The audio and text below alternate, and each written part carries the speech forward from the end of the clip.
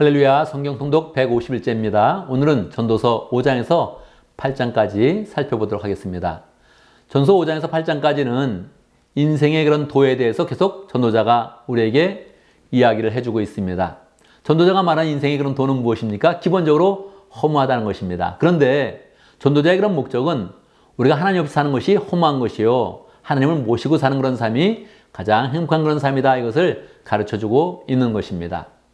5장에 보면 전도자는 그렇게 시작하고 있습니다. 7절에 보면 꿈이 많으면 헛된 것이 많고 말이 많아도 그러하다, 그렇게 이야기하고 있습니다.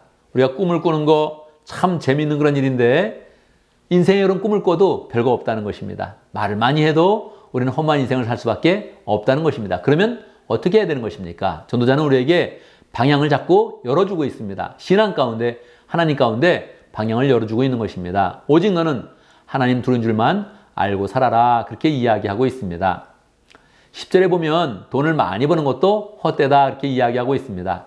많은 사람들이 돈을 벌기 위해서 그렇게 애쓰지 않습니까? 목을 매면서 최선을 다하고 있는데 돈을 버는 거 헛되다, 그렇게 이야기하고 있습니다. 돈을 못 벌면 어떻게 하겠습니까? 그 인생도 헛된 그런 삶이죠. 여기서 전도자는 우리에게 잠언과 같은 그런 그 말을 이야기해주고 있습니다. 12절, 막일하는 그런 사람은 잠을 달게 자지만 배가 부른 부자는 잠을 편히 못 잔다. 그러니까 우리 인생의 의미가 사람들이 노력하는 것처럼 돈을 버는 데 있지 않다는 것입니다. 그러면 어떻게 살아야 되는 것입니까? 19절, 하나님이 사람에게 부와 재산을 주셔서 누리게 하시며 수고함으로써 즐거워하게 하신 것이니 이 모두가 하나님이 사람에게 주신 선물이다. 그러니까 우리는 스스로 열심히 재물을 모아서 사는 사람이 아니라 하나님이 주는 선물을 가지고 잘 하나님의 그런 축복을 누려야 복된 인생이 된다, 이런 것을 설명해 주고 있는 것입니다. 6장에 보면 또 솔로몬은 이 세상 가운데 있는 그런 억울한 일에 대해서 이야기하고 있습니다. 하나님께서 부와 재산을 주셨는데 그 재물을 다 사람들이 온전히 누리지 못한다는 것입니다. 그래서 참으로 이 억울할 만큼 이상하다, 그렇게 이야기를 하고 있는 것이죠. 그렇지만 솔로몬은 확실히 선언합니다. 자기 재산으로 즐거움을 누리지 못하면 별 수 없다. 인생은 그런 것이라는 거죠. 아무리 재산을 가지고 있어도 실제로는 그 재산을 다 누리지 못하고 그냥 죽고 만다는 것입니다. 그러니 우리의 그런 인생을 더 하나님의 은혜 가운데서 어떻게 인생의 그런 목적을 찾아야 되는지 그것을 고민하라는 것이죠. 7장에 보면 그 극복의 그런 방안을 조금씩 계속 더 열어가고 있습니다. 7장 1절, 명예가 값비싼 향유보다 더 낫고 죽는 날이 태어난 날보다 더 중요하다. 무엇입니까?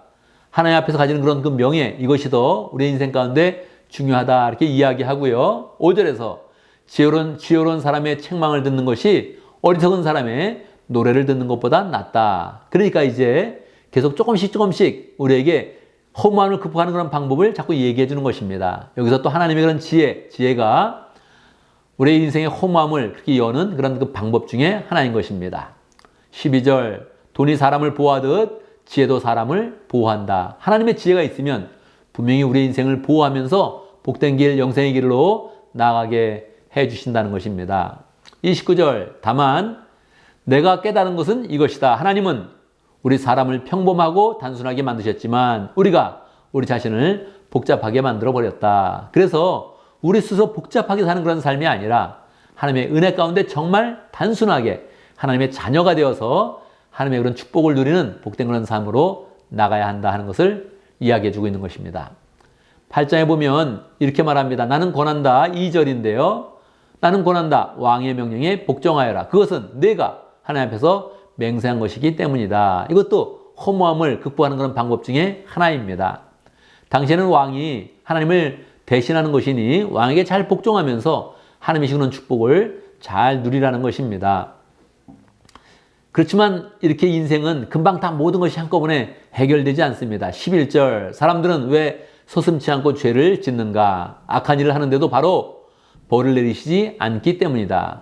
보통 악한 일을 하고 사람들이 바로 벌을 받지 않죠. 그러나 하나님이 이 모든 것을 다 지켜보고 있는 것입니다. 그래서 우리는 지금 이해하지 못해도 하나님께 다 지켜보고 있기 때문에 결국 하나님이 두려운 줄 알고 죄를 짓지 않는 그런 삶, 벌을 내리는 것이 조금 더 연장됐지만 그것은 은혜의 시간이지 하나님은 반드시 벌을 내리게 돼 있습니다. 그러니 당장 벌을 받지 않는다고 죄를 짓고 사는 그런 삶이 아니라 하나님 앞에서 하나님을 경외하는 그런 삶을 잘 살아야겠습니다.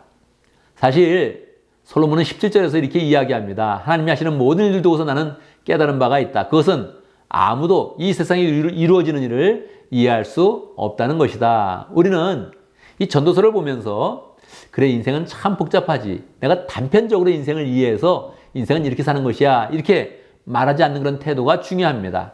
오직 우리의 마음을 다해서 인생 가운데는 허무한 일도 많지만 우리의 그런 신앙의 기초를 하나님을 교하는 것에 잘 두어서 하나님이 주시는 축복을 잘 누리고 분복을 누리겠다. 이렇게 마음을 먹으면서 전도서를 묵상해 보면 좋겠습니다. 감사합니다.